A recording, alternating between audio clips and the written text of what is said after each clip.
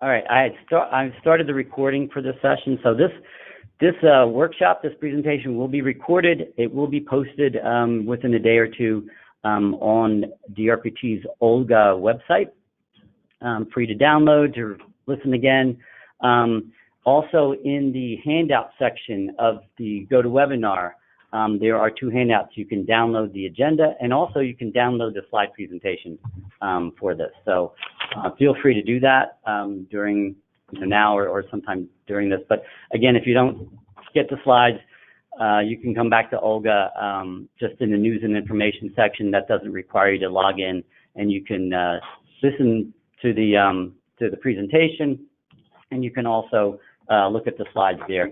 We'll also post just the slides on that Olga site too, because last time folks said they didn't want to hear the presentation, they just wanted the slides. So we'll do that also. But anyway, thanks for everyone attending. Just doing a quick sound check. If Gabe or somebody would just let me know through the chat box that everyone can hear really well. Once I confirm the audio is well, good, I will get going with our presentation.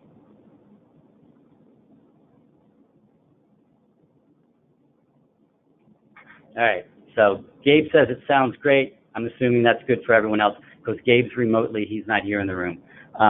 So good. All right, so let's get started. So again, my name is Chris Arabia. I'm the manager of statewide mobility programs for DRPT. This is our annual grants workshop. And this workshop is for TDM Operating Assistance and mobility programs, grant programs. So if you're looking for transit, rural transportation, the mobility managers for 5310 or 5311, you're in the wrong workshop. So, but you're welcome to stay on and listen to this one. There are some other dates for other workshops. This is actually the first of these grant workshops. So we're excited to kick this off. We do this for those of you who have said, you know, you've done this before. We do these every year. We kind of go over, this is going over the application process and what you guys need to know to apply for a grant, in particular applying for a TDM Operating Assistance grant or a mobility programs grant. So we're not going to talk, you know, if there's time at the end, we can get into some other questions about some other grant things, but strictly this is about the application process and what you guys need to know to apply and put in a really good application that we're going to look at and want to fund.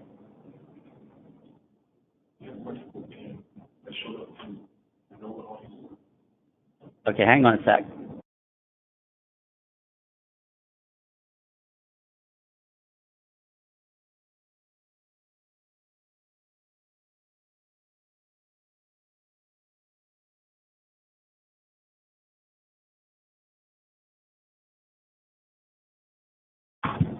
All right, sorry about that. So just been informed that some people, so we tried to get the word out yesterday to folks who had RSVP'd to go and to attend in person at the Alexandria office.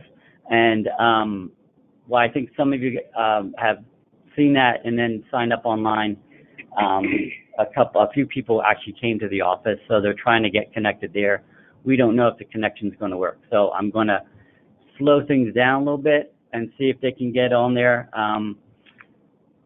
Sorry for any inconvenience on that. I sent out an email yesterday, late afternoon, to everyone that RSVP'd. So if there were people who didn't RSVP and decided to show up, they obviously didn't get my email. So sorry about that if that caused any inconvenience to anybody. But I will start up a little slow, and then we'll hopefully the internet's working up there and they'll get on. But other than that, we'll talk to them if they missed it. We can certainly set up a meeting with them to go over anything. And again, we're going to stress this throughout this presentation, but this is not a one and done. We encourage you to contact Gabe, Kathy, or myself to ask specific questions about your grant application or applications you are considering. It's always good to kind of reach out to us and go online, also to Olga, and to look at the grant application guidance. Those are all great resources. We want to talk to you. So give us a call, reach out, and we'll happy to set up a meeting or a call to answer your questions. So with that, I'm going to move ahead All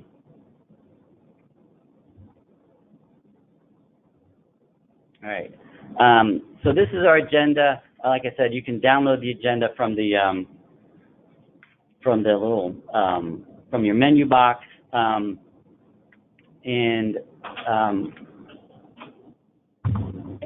but here it is online. So we're just going to go through the TDM operating and the mobility programs. My slide advancer is slow. And just give you an idea, review the schedule and the resources that are available to you. All right. So jumping in, we're going to talk about the first two things on this slide: TDM Operating Assistance grant applications and mobility programs applications. For those of you who've been doing this for years, the mobility programs used to be called the Transportation Management Project Assistance, but TMP was getting confused with Transportation Management Plans, so we changed it. Mobility programs, as those of you in TDM, know it's not always easy to find a name for these programs that isn't conflicting with something else. So mobility programs has some other connotations, but hopefully, folks, it's in the reading the application guidance, you'll understand, and we'll explain today what the mobility programs grant is about. There are some other DRPT grant programs that could be used for other types of TDM or commuter assistance types of programs or projects. There's an intern grant, demonstration grant, a technical assistance, and some folks really use the technical assistance. That's if you want to do some research or study, you want to develop a plan, that's the grant application or grant program you need to use is the technical assistance program. All of the details on all of those programs are available online on our OLGA website in the news and information section. Again, to access news and information, you do not need to log in. So we're going to stress this. We encourage folks to go to that guidance document and read it. That has a lot of details about all these grant programs. And so it's good to kind of do that. But again, after doing that, you've got questions. We are here to answer those questions. So call us anytime, send us an email, reach out to us. We'll be happy to help. All right. So starting off, for those of you who are part of a transit agency or have a transit division in your agency and might be familiar with something we call MERIT, or making efficient, responsible investments in transit. So that's been going on for over a year now. And what that came about was a big part was the Virginia General Assembly passed legislation that basically told DRPT to do this. And basically, they wanted to see us be more efficient and have a better documented process on how we are making investments in transit, including operating, but also capital. That was the big change this last year, which was on the capital side. So working with a lot of the transit agencies, and we have a group of folks, changes were made and documented about how capital grants are reviewed on DRPT and how they're scored. So there's a scoring process. Prior to this, there was a performance measure developed for transit, and that process has just got even more widespread. That's all of the transit operating funds is now going through a performance measures scoring. So that was a big thing that's happened the last couple of years, at least on the transit side.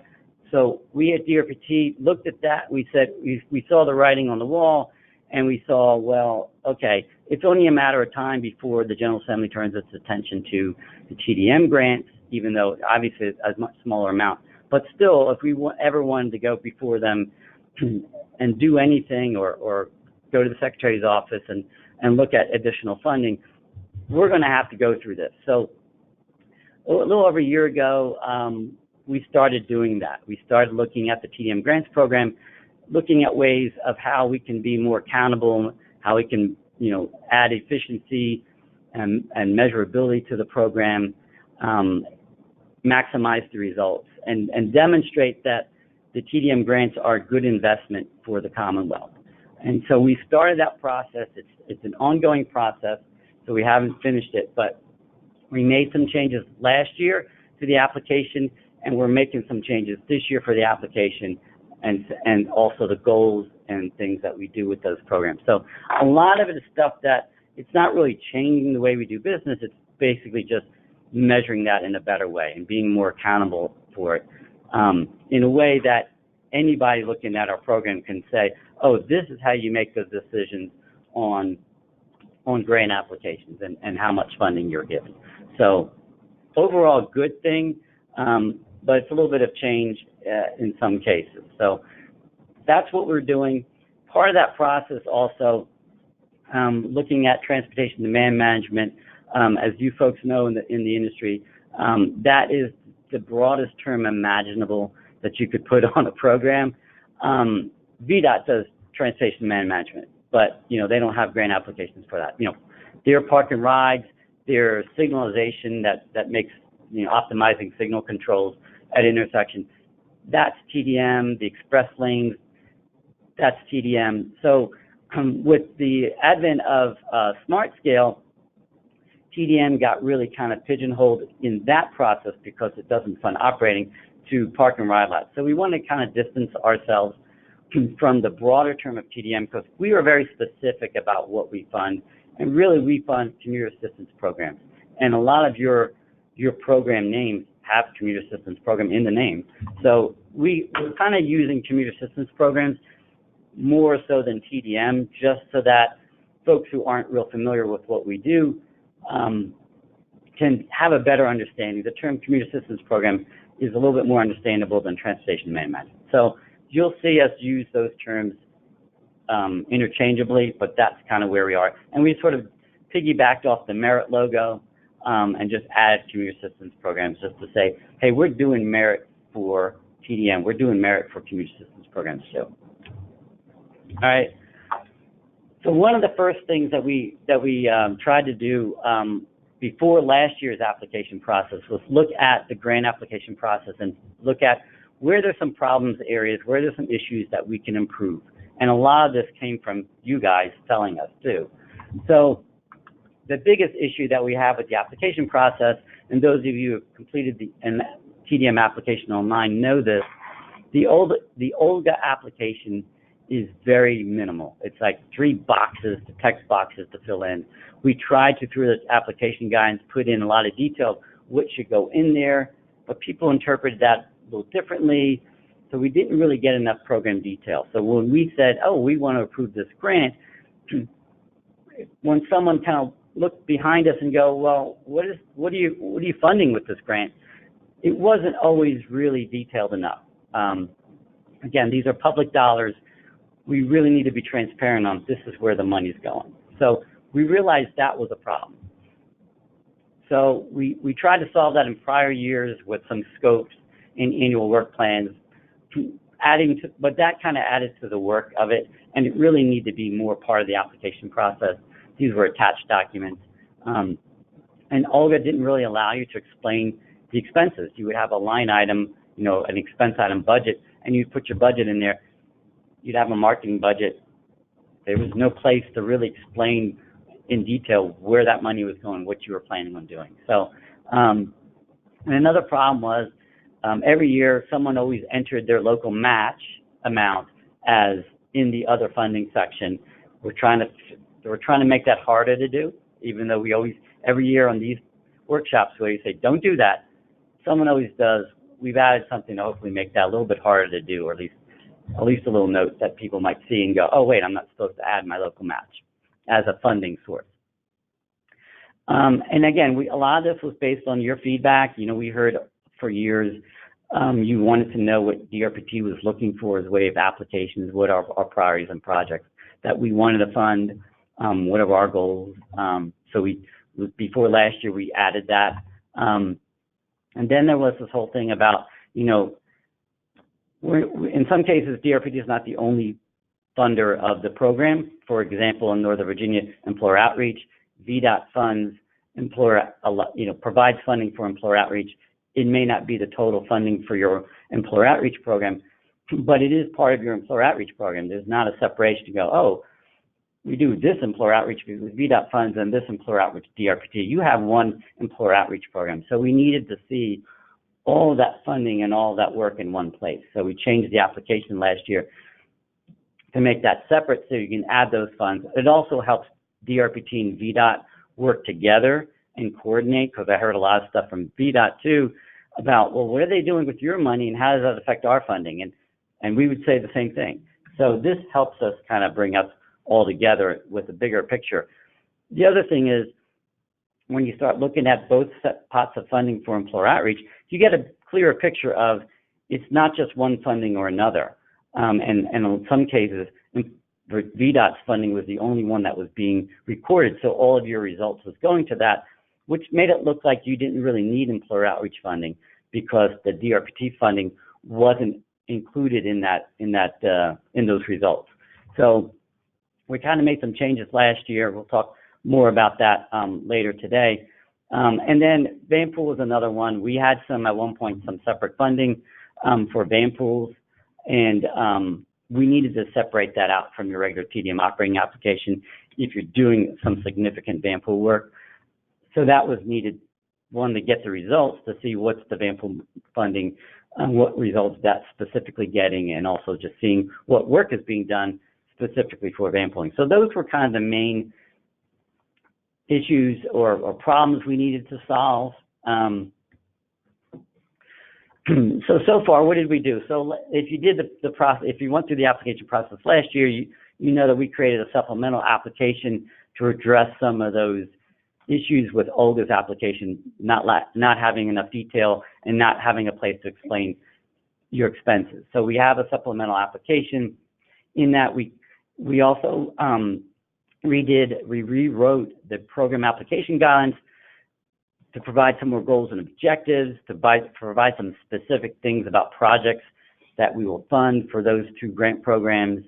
What are they? What are eligible? What are we looking for? And then after all that happened, we went back to everyone who applied to get feedback on what you liked, what you didn't like.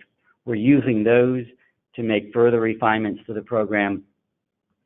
And then a big thing that we did for the agreements for the current fiscal year was we revised the project agreements to give you guys a little bit more detail of what we've approved, because that was a missing link. I'll give you an example. So we got an application. Someone wanted to, with their TDM Operating Assistance, purchase and install bus shelters. Well, that's not an eligible expense within the TDM grants, but it is on the transit side, on the transit capital. So we weren't going to fund that, but there was really no real good mechanism for us to then convey that back in the project agreement. So now the project agreement has a more detail of the line item budgets, the expense item budgets for everyone, and a little bit of detail of what work we're approving. In general, marketing's always one. We didn't want to get so prescriptive with marketing that you couldn't, maybe you said you were going to do Facebook ads and then you decided you didn't want to do Facebook ads. We didn't want to hold you to that, but we wanted to say, okay, this is the general type of stuff you're doing for marketing. So the project agreement for the current one had a lot more detail in it. We're going to work on that for this coming year also. So just to recap, last year's application changes, and all this was spelled out in the application guidance. We put all this information about, these are the priority programs and the program goals, increasing the number of carpools, increased, people using carpools and van pools, reduce auto trips, all that stuff that we know TDM does. We kind of put that in writing into the grant application guidance that hopefully helped folks develop their application. But things weren't always perfect when we did that.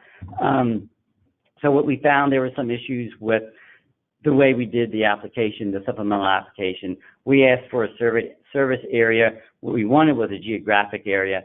Some people just put, all of the residents in our entire county, which really isn't your service area, because I'm sure you're not, marketing carpooling to kids, or so that needs to be better defined. We asked for people to justify what's the need of your program, and while we got some good information on that, some of it was a little bit vague and not really specific enough. We got research shows or study shows this, or there's this traffic congestion. So we were hoping to get actual studies included and cited, and we didn't really get a lot of that. Sometimes they said we've got severe traffic congestion, we didn't get any data to really support the claim. So we're looking at those and make that stuff easier and not have all, it was all over the board, which made it a little difficult for us to review things. We actually asked for you guys to give us your goals, your objectives. We put in the application guidance that the goals should be measurable. We use the acronym SMART, which S-M-A-R-T, which is specific and measurable and accountable and realistic. And what's the T? Time bound. But what we got in some cases were more often aspirational goals that cannot be measured. We want to be the go-to agency for transportation. You can't really measure things like that, and that's not trip reduction goals either. So, and some of them didn't really reflect the goals that we put in the application guidance. So there's a little disconnect. So we're looking into, how do we fix that? We had some issues with the budget. So in some cases, the budget line items or expense items you put in Olga did not match what you put in the supplemental application. That threw us for a loop. We had to go back and forth with some folks to try to figure out why these things were not lined up. In some cases, it was a matter of just using different expense categories and not putting the proper expenses in the proper category. We'll go into that in more detail today. And again, we had some things where, an example, when you're receiving funding from other places, that wasn't always put into the application. And so we need to really rectify that so we get an understanding of what we are funding as opposed to others. So another thing for the Northern Virginia folks, very few mentioned the connection to commuter connections. That was a little bit of a concern for us because you guys are part of it, and you do use the commuter connections ride matching system. It didn't seem like using any of the ride matching databases was a major program component, but yet that is a major component. If you're not matching people in the database, then how are you convincing them, the switch option? So we wanted to see more connection there. And then again, for Northern Virginia, there is an active employer database. When we asked about, how are you measuring some of your results, people weren't really putting in the resources that are actually being used. So again, some of these things we're going to address in this next application. So we revised the supplemental application for this grant application period. We simplified it, so it's a little more Q&A approach, so we can get directly the information we need. You don't really have to, quote, justify your program. We understand if you're in Northern Virginia, there's congestion, so you don't need to try to cite data or studies to do that. You just need to explain how you're mitigating that congestion. How are you reducing single occupancy vehicle trips? And that's across the board. We simplified the program application guidance to there's just one goal for these programs, and that is congestion mitigation. Reduce or eliminate single occupancy auto trips. And that's how you guys are going to be doing your application.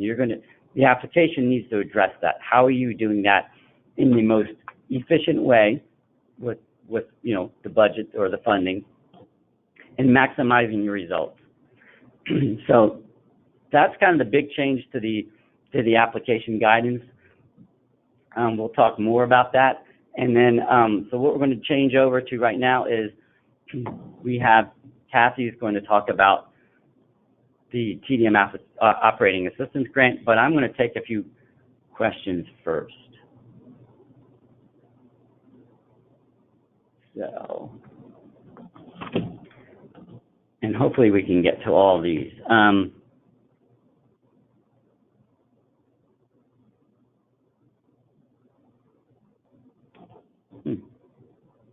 All right, so apparently there's an issue with the slides, so I didn't see that comment sooner.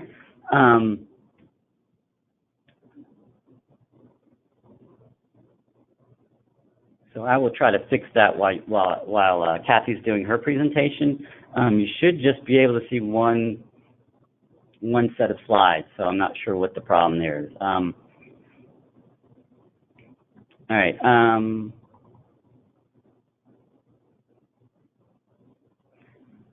Yeah, so the complications with VDOT and their funding,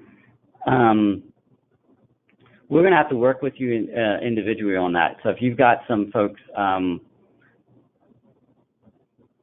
you know, so part of the issue here is you've got separate funding, which accounting-wise you have to account for separately of where those dollars are going. We get that. We understand that. I mean, our agency has a lot of different funding sources too. But at the same time, we're funding programs, so we want to see your whole program, and we want to see not only the whole program, but how you're funding that whole program, how you're staffing that whole program, what you're doing for the whole program. So without getting into specific details, I think we're going to have to. So Anna, we're going to have to get back to you and have a conversation one-on-one to see how we can satisfy that need. Because, you know, one hand you got the accounting aspect of it, but on the other hand you've got a program that you're applying for funding for, and our folks, our finance folks, want to see that besides us reviewing it, but our finance people need to see the big picture also on funding, and then VDOT also wants to see the big picture. So. Okay, so Anna says it's about the agreement part of project agreement. So that's a work in progress too. So we will get to you. I think the best way that is maybe find out specifically what your questions are and figure out how that makes it work for both of us.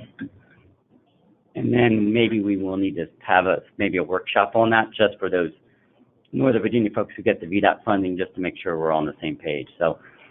Thanks for bringing that up. That is a big issue. You know, we made some changes, and we're still trying to work through what's the best solution on that.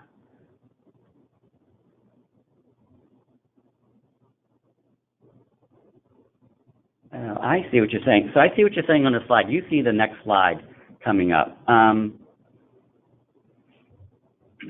me see if I can fix that for you.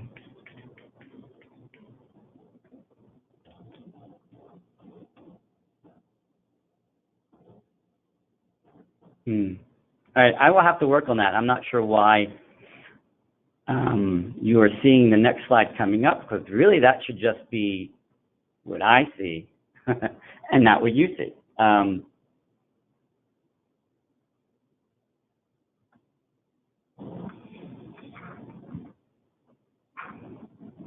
I made a change to the view, so hopefully maybe that fixes it, I hope.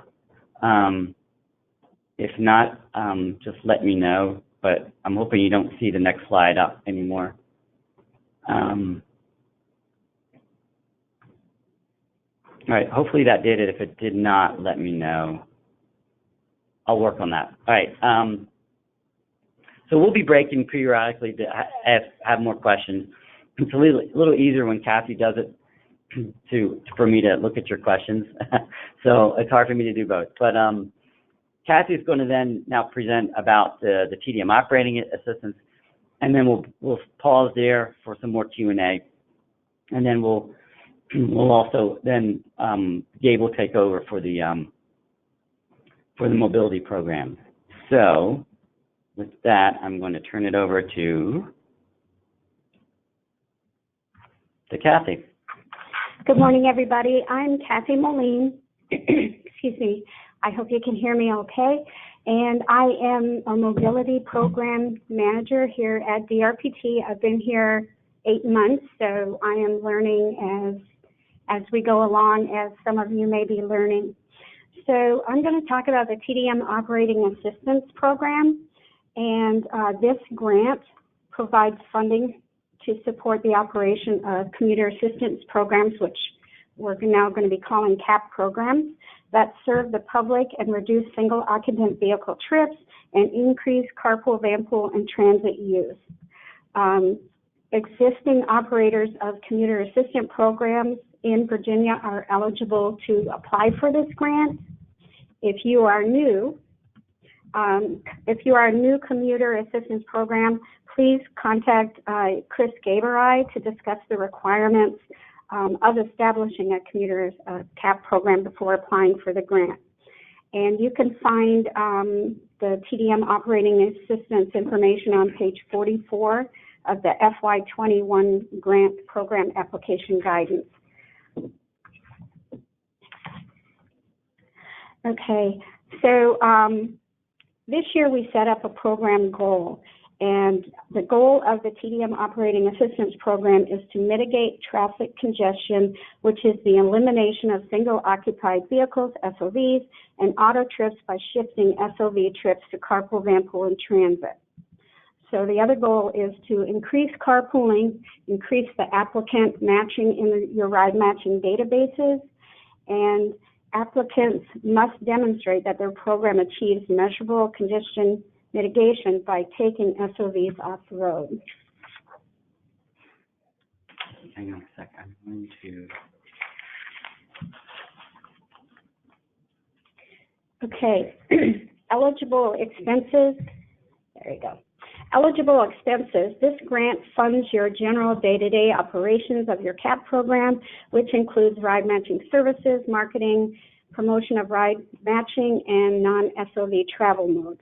So what we want you to do is, when you request funding, is for the overall operation and implementation of your CAP program. We want it to be reasonable in nature and the amount to be reasonable for what you're requesting.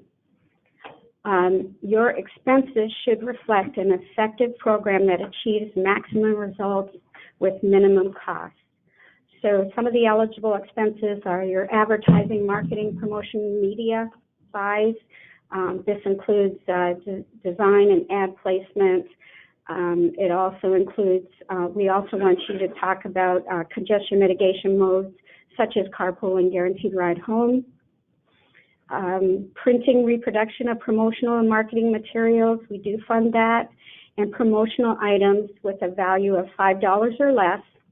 And this is the total promotional item expenses must not exceed 5% of your total program expenses, minus salaries, wages, fringe benefits, and indirect costs. Other eligible expenses, your ride matching software fees. I know some of you pay Commuter Connections to use their ride matching software. And also gift cards and gas fuel cards are going to be of the value of no more than $5. One of the reasons we're doing that is gift cards and gas fuel cards, these are considered cash, and there's no true way to track them. And some of the issues we noticed for FY19, folks were purchasing $50, even $100 gas cards that are giving out as prizes or even incentives. And we don't know where these are given out or if they're being used for their initial intent. And if you're doing gift cards or gas fuel cards, we want the program, we want you to detail how they're going to be given out, when they will be given out, if in a contest, how will the winner be selected, and how it's going to be publicized that they have won. This is all important because, as Chris mentioned earlier, we're under the public's eye, so we have to be reasonable with our spending. Salaries, wages, fringe benefits for program employees is eligible. And for primary program employees, training and education directly related to the operation of your CAP program is encouraged. Travel expenses are for primary program employee operations staff, and we do follow state, federal, and DRPT. You are required to follow state, federal, and DRPT regulations for that. So as you start putting your budget together and work plan together for FY21, we want you to think. We want you to think about, is this expense reducing SOVs? Some of you may have gone through some federal audits, and the first thing that they typically check is your travel. So we just want you, as you move forward, to think again, is that if this expense was made public, how would the public or your local officials react? And for travel expenses for the primary program employees, we want them listed on your application, and we'd like you to limit your conferences to 1 per year, and it must be included in your application. If you're not sure, we want you to call Chris, Gabe, or I, and we can help you out. That's why we're here. Ineligible expenses. So funding for employer outreach, telework, van pool programs, you must use the mobility program grant, and Gabe is going to talk about that next. Other capital expenses, computers, printers, copiers, plotters, those are capital expenses, and those are not funded with the TDM operating grant. Meals, food, and beverages, no alcohol. So we have to be, as we've mentioned, we have to be very careful with public dollars, as the public is watching what we do with our with their tax dollars. And the reason we mention this is a few years ago, a CAP program held an event that offered meals, offered alcohol, and giveaways that valued over $100. And so one of the attendees, a citizen, called the federal inspector's office and complained about the misuse of public funds. So the federal inspectors called the state inspectors, who called the director of DRPT, and the funds for this event was through a TDM Operating Assistance grant. So an inquiry was made. We had to follow up with the state inspector's office, and luckily part of the funding for the event was not with the alcohol. But we do want you to think and be careful and be mindful when you are requesting stuff. If you need snacks, this came up in a discussion before, but if you need snacks for an event such as Tri-Transit Week or Bike to Work Day events, call Chris, Gabe, or I and talk to us about it. Be honest with us about what these are for, and just ask us if it may be eligible. And also, we want you to ask, when you put in your budget, how is this increasing non-SOV use? For many years, I was the president of SEACT, the Southeast chapter of ACT, and every year with our budget and work plan, we always funded $1,000 for people who do TDM or CAP programs. And that funding was to be used for meals and food, because our TDM grants did not qualify meals, food, and beverages for funding. So SEACT put $1,000 in their, I'm going to say, kitty every year, and you could write a letter to the SEACT board and ask them for up to $500. Some people would have asked for the $1,000 straight up. So we had to put a $500 limit on it, and it was a first-come, first-served basis, and that's how we funded a lot of our meals and food and beverages, so, but no alcohol. So if you are a member of the Chesapeake chapter, check with the board and see if they do fund, programs like that.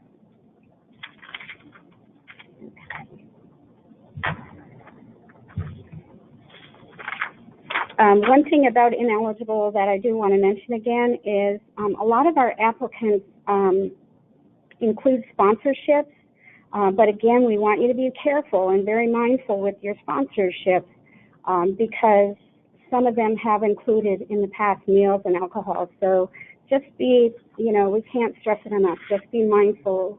This is not our money; it's the public's funding. So, Kathy, let me interrupt you there. So I've been checking the chat box and some questions. So let me see if I can answer a couple questions. So one question was, as you can see at the last bullet point there, we do not fund, DOPT does not fund commuter stores. We don't fund the operation of those stores. It's just not in our budget. We don't have that type of funding to continue to operate commuter stores throughout Virginia. Some of you have stores, and that's great. The question was, what other options are there? For those of you who are part of an MPO area, there may be some funding through the MPO to operate those stores. In Northern Virginia, there might be an opportunity through the commuter choice funding that we're getting through toll revenue through NVTC. But you might want to check, federal sources, local sources for those funds. And the reason why DOPT can't do it is because an ongoing operation like that, they're not cheap to operate. And it's just not something we've typically, we haven't funded those in the past, and so by adding them to the program, it will take a big piece of the pie, and we probably would not be able to fund the commuter assistance programs at the level we are funding now if we would add commuter stores. The second question that came up was about active transportation. We're talking about taking, single occupant vehicle auto trips off the road as the program goal. And so we can, measure carpools, van pools, potentially transit, although we'll have to work with you on how you account for your program's transit ridership increase. But someone mentioned scooters and bike share. So I have not seen any data or any information on measuring scooters' ability to remove auto trips, particularly, work auto trips, which is primary what you guys do.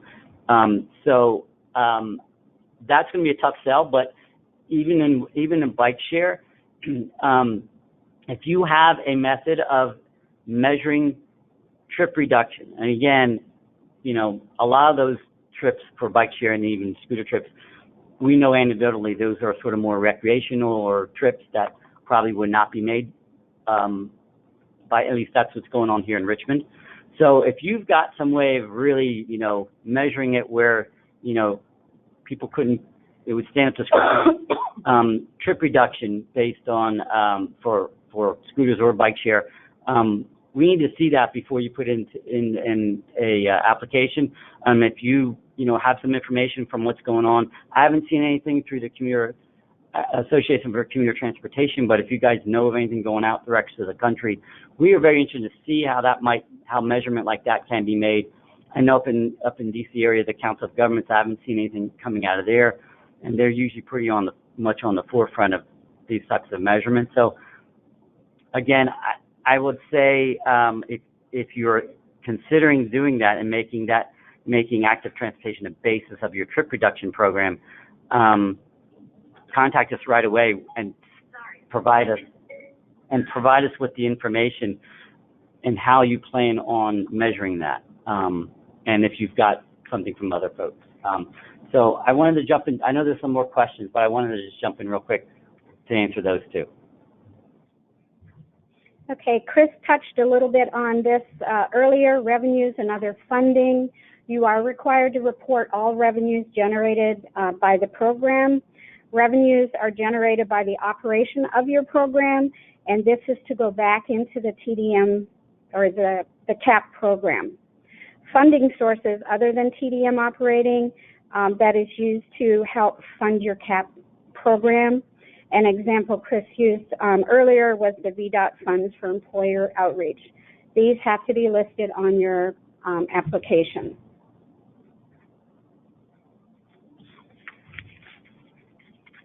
And again, do not include your local matches revenue in the other funding source section of your application. Okay, I'm going to talk a little bit about the grant match requirements. A lot of you probably know all this. This is up to 80% of eligible expenses. The grant applicants must provide the 20% local cash match. State and federal funds may not be used for your local match, and in-kind use is not allowable. And again, do not enter the local match amount into the OLGA application. One of the things that we are asking is having your governing board adopt or sign a resolution that commits the agency to the local match. If your resolution is not available at the time of your application, you can just send it to your mobility program manager, and then we can take care of that. Okay, Chris stepped out, so hope I can do this right.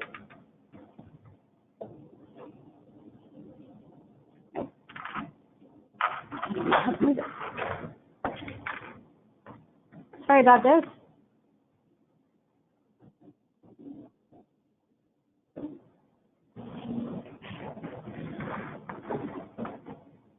Oh.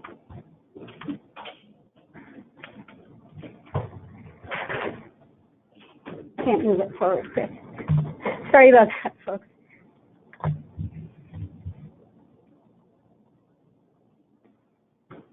Okay. Applications are made on OLGA, as Chris mentioned earlier. A lot of you probably know how to use it, how to find the TDM Operating Assistance application. You must have a TDM plan and have submitted your plan to DRPT prior to your application. This application is 1 year, July 1st to June 30th, and there are 2 parts to the application. The first part is complete the online application, and then the second part is your supplemental application, and it must be completed in its entirety and attached to your online application. And your budget needs to be very detailed, as well as the justification and schedule.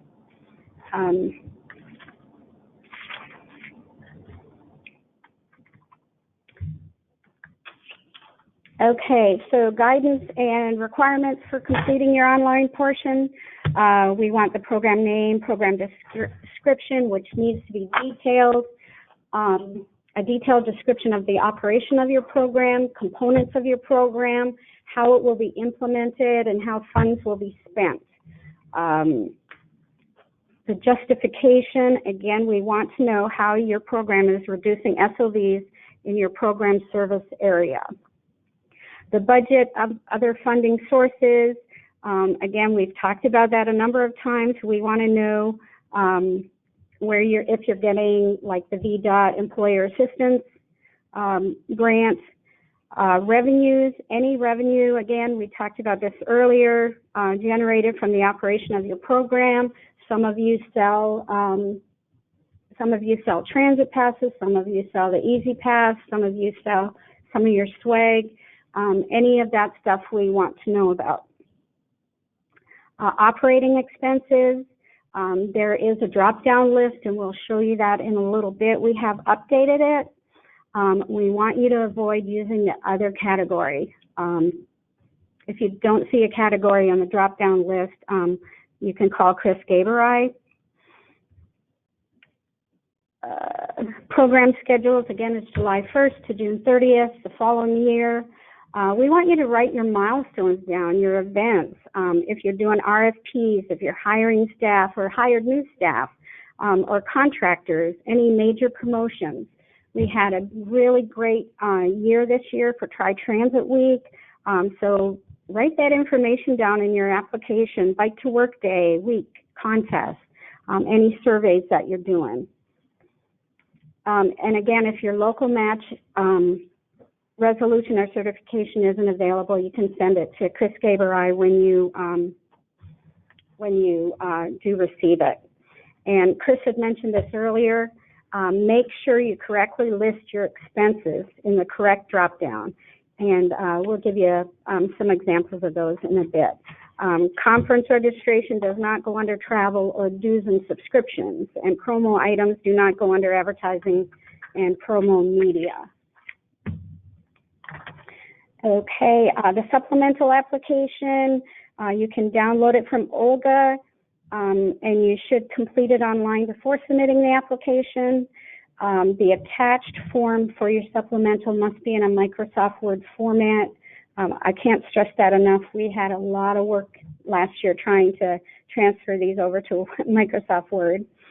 So your supplemental application is going to ask for more details about your program, expenditure details, staffing, your program components. We want to know your expected results and outcomes, how your results and outcomes will be measured, how your program will achieve the results and outcomes that you listed in your application.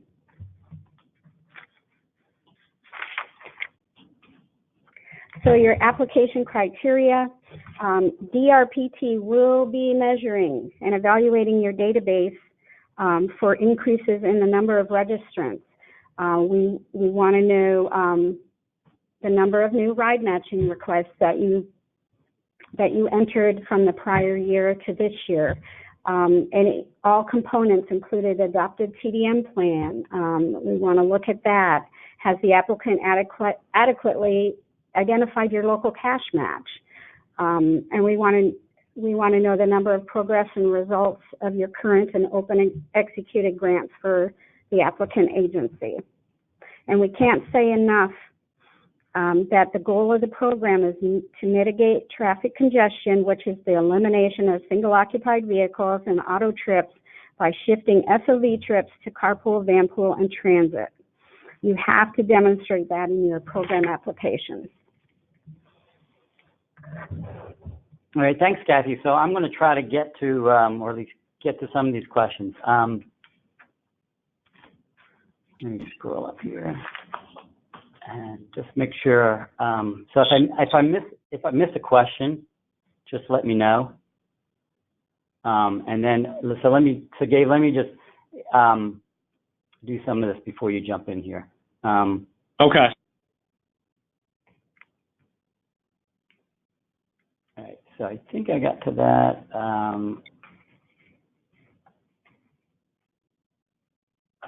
Okay.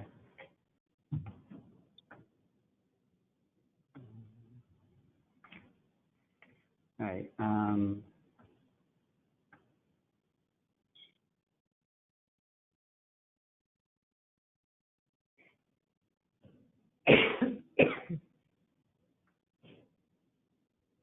Yeah, so I mean, Arlington has a lot of comments about you know, their bike share program, and I guess now they're doing a scooter program. So we're just going to have to work with you to see, you know, and again, this is also maximizing the results. So you might get some trip reduction from scooters, maybe, but what's your investment in that as opposed to an investment in something that might get you a bigger bang for the buck? So that's the other kind of twist on that one, you know, when you're looking at your program. You know, you got to do things that are maximizing and not necessarily do everything. So just a little advice there.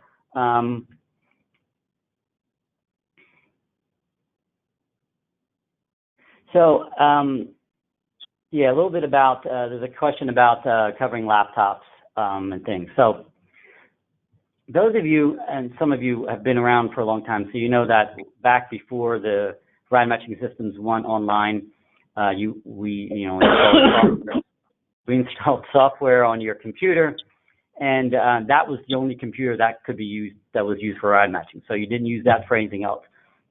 At the time, this was many years ago, we would pay for either some or part of, part or all of a computer to do that because it was a requirement. Now that this is more of a service type of thing, you can access your ride matching system from any computer anywhere in the world. And your offices now have more computers that your IT people provide because you've got other things you've got to do for their systems, for accounting and other things, Word documents and stuff like that. We stopped funding computers because we didn't need to. It wasn't a requirement that you needed a specific computer just for the ride matching. Also, we were never doing it properly. A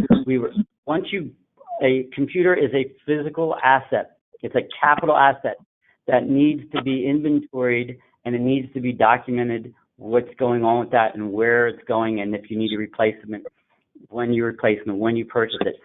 That was never happening. And so whether you're using state or federal funds, that was a bit of a no-no. There should have been some asset management going on there. So we didn't also, we're looking at, we don't want to go through all the hoops that you need to do for asset management. It's not worth it. If, you know, most agencies provide computers and things just generally to staff. However, if that is not the case in your agency, where you don't have that, we will work with you to see if we need to pay for part of that laptop or computer for you. And we've done that in the past, but it's a case-by-case basis, and we will look into that. But if we do that, then it is an asset that we need to then, you guys and us need to manage that asset. So that's kind of why we say no. We don't want to do it if we don't really have to do it. All right. So hopefully that answers that question. So the expense eligibility criteria, when does that go into effect? Not sure if that was talking about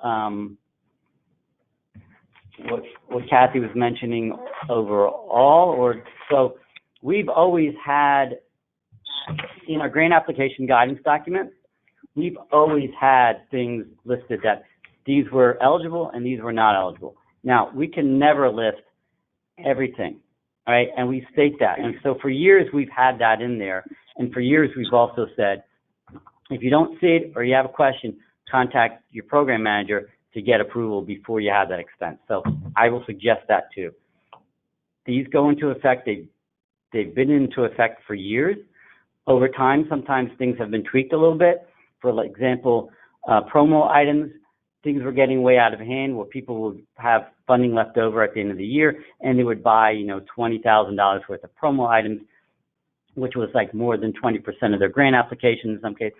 We don't want to see that. That's not an efficient way to do things. That's not spending the public dollars wisely. So we started to put some limits on it because things kind of, you know, needed that. Again, you know, we're probably just looking at one or two things happening, but we've got to account for that. We've got to make sure from the public's view and also the General Assembly, the elected officials, when they look at these things, we want to make sure we're doing the right things with the money and it holds up. So when in doubt on an eligible expense, before you put it into your application, contact your program manager to get some clarity on that, all right?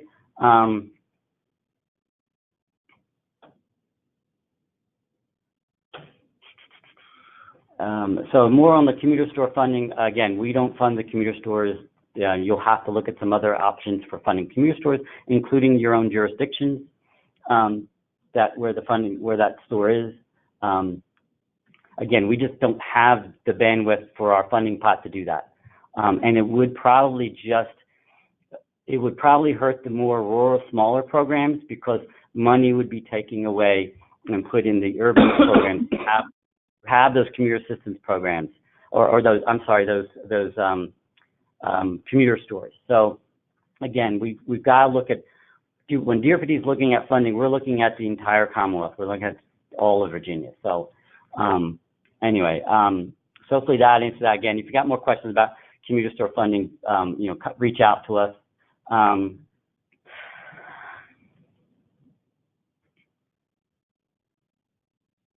So some more questions about requiring that all revenue generated, the report, no other grant type does this. That is not true. The transit agencies have to report fare box revenue. There's other programs that have to do revenue.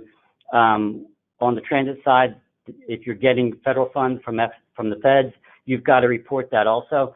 So this is not the only program that's asking you to report revenue or other sources of funding.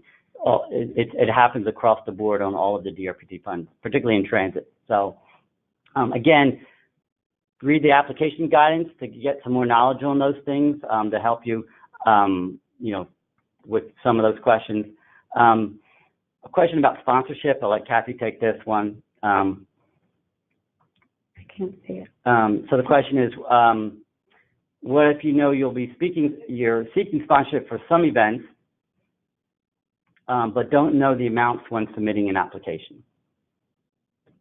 I guess I would, if someone is reaching out to you, ask them a ballpark figure of what your sponsorship might be. If you did the program, if you did the sponsorship last year, I would maybe do the same amount and maybe add a little bit onto it, just to make sure you're covered. You don't want to be short on your sponsorship. But I know you've got a few sponsors. Yeah? Oh, I'm sorry. I didn't know you guys could hear me. I have one point to add, but go ahead and finish. No, you're good. Yeah, we can hear you. If so. Go ahead. Okay, I'm sorry. The other thing I'll add too is the sponsorships, and a lot of the programs are good with this, but the grantees or the programs need to get something out of the sponsorship. So that Right. Typically, when I was a grantee, I was told, I think it was Chris probably at the time, and maybe Lisa before me, but what are you getting out of the sponsorship? And really boils down to it being kind of coming out of your advertising and promotion. That's how we have to look at it. So there needs to be real tangible kind of benefits out of doing a sponsorship, and just make that, we can't really do it just out of the kindness of our heart to help out another organization. We need to get some real exposure. If there's an opportunity where you can talk, if there's an opportunity for your logo to go somewhere, similar to Bike to Work Day sponsorship, they make sure they reward their sponsors with a lot of exposure. So keep that in mind when you do your sponsorships. It really has to be something that benefits the program, and typically it's in terms of exposure. So that's what we're kind of looking for. Thanks, Gabe. All right, so I will add to that sponsorship. So most of your programs have been around for more than 10 years, probably most of them. So I think you've got a good handle on some of the things you do every year, including some sponsorships. There's some annual events that you're always sponsoring, or you've always got a table to attend. So yes, put those in. But, if you want to budget some more for something that might come up, that's fine. Just explain that in your application. That's fine. I mean, again, yes, there are some things that may change during the year, but I think, again, go by the things that you know. If you know you're going to do it, put it in the application. But if you need to add a little wiggle room for something new that might come up that you weren't expecting, yeah, just put that in the budget too, but just explain that in your application. Yeah. All right. So Kelly, you asked a question about employer outreach. I will follow up with you on that, since you've just started doing applications. This current year was your first one. So let me follow up with you on that. So a question was asked, cost for SOV trip reduced, about a benchmark. So what we're not going to do, we're not going to compare your program with some program elsewhere in the nation. We're not going to compare your program with, another non-similar program in Virginia. So a more rural program is not going to be compared with a program in the urban area. But you are going to be compared with yourself. So what we're going to be doing is calculating trends. So your trends of SOV trip reduced, VMT reduced, cost per doing those things, we're going to be going back a few years and calculating those things forward, and you're going to be compared against yourself. So if your trend lines are going down, so you're not reducing as many trips each year, or your cost per trip reduced is going up, we're going to have a little chat. What can we do to fix that? How can we improve your program, make it more efficient, make it better? That's kind of where we are with those measurements. COG does a measurement. So for those in Northern Virginia, take a look at COG's evaluation framework document.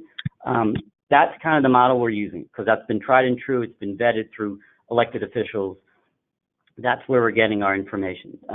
So I would look at that as your model. Again, that's regional. That's for the Washington region. They don't calculate it based on individual programs or even by state. But for yourself, you want to see what the regional average is in Northern Virginia compared to yours. You look at COG's information. All right.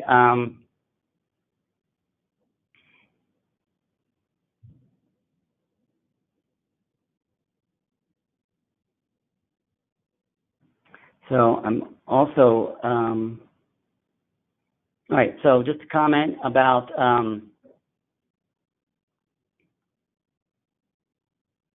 SMDs, or I think it's shared mobility devices, I think, Jim. But yeah, we'll be happy to talk to you about this. Again, it's a matter of, from an application standpoint, it's a matter of what are you going to do to get the biggest trip reduction and the biggest results. So you've got to make those determinations, because that's what we're going to be looking at. So, we understand that there's mobility things are happening all over. You had Uber and Lyft come in, and everyone thought that was going to be the great thing. They're going to have shared rides all over. Didn't pan out. They're not making any money. The bike share programs aren't making any money. The scooter programs aren't making any money. And there's a lot of flux happening all over. They're changing their models every day. So, we've got to really look at that hard to see how much investment makes sense to go into those programs. So we all got to kind of take a look at that together. But I'd be happy to have discussions with you on that. So DRPT is going to be measuring the trip reduction and the VMT reductions and the cost. So the way we're doing that is using what's been accepted out there. Again, if you're familiar with the Council of Governments model, we're using that. DRPT has actually been doing that for probably more than 10 years. In our agency, we are required, all state agencies are required to have performance measures on certain things. One of DRPT's required performance measure is vehicle miles reduced from the commuter assistance programs that we fund. We've actually been doing that. We've shared that information with some of you from time to time, and it's a published report that gets put out there. We mention it to folks when it happens. We do that every year, and the way we do that is so if you're familiar with something called the placement rate survey or the placement rate study, that's where the data comes from, or at least the factors come from. So COG does a placement rate study. We periodically piggyback off of that and do a statewide placement rate study. That's given us trip reduction factors for each one of your programs. It's given us average commute lengths for each one of those programs. It's given us a lot of detailed information specifically to the people you deal with, or your customers that are in your applicant database. So that's what we do. We take a sample, we get this information. From that, we use your application data of how many new applicants you're putting in each year. We can apply those factors to it, and we get a trip reductions, we get VMT reductions. And then obviously the costs are how much did you spend on your program, and then we can do a cost analysis that way. So that stuff DRPT is going to be taking over, and we'll be showing you how we do that as we go. But it's nothing new. This is stuff that's particularly in Northern Virginia has been happening for many, many years. And it's stuff that DRPT's been doing on the back end also and putting out into our annual report. So, but again, we'll work with you on that to show you, to be really transparent, because we're going to provide that information to you. Let's see here. All right. A lot of questions. We're trying to get to as many questions as we can. Chris, can I jump in really quick? Yeah. I just want a general comment for everybody. It sounds like, I know there's probably a lot of questions generated that are very specific to things the programs want to do, very specific to your jurisdiction. We are absolutely encouraging everybody to set up additional meetings with us, with your program manager, to discuss these. For sure, if we can get to them today, we will. But as you kind of know, like if it's very specific, let's say to your county or your city, and really doesn't apply to anybody else, we'll probably hold off and just say we'll talk to you about it. So I've had a few grantees that have been really, really good and really proactive about getting in touch with me in November, getting in touch with me that first week in December and saying, this is what we're going to do. Let's talk about it. So I really encourage everybody to do that. Again, we're not discouraging from asking questions today, but if you do have a real specific question, but that's only really going to affect your program, I would say table it and let's talk about it, tomorrow. If you want to set up some time with your program manager, if they can allow it. So I just wanted to throw that out there. Yeah. So a couple more comments and questions from Arlington County I want to address before we move on. So whoever put the comment from Arlington County, must have misunderstood what I was saying about the scooter programs and the ride-hailing companies do not earn money. They don't make a profit. No, that is not that's not what I said. I did not say that that is a goal. So what I was saying was that those programs have changed. The bike share program's gone through a lot of different changes. Some programs have just pulled out.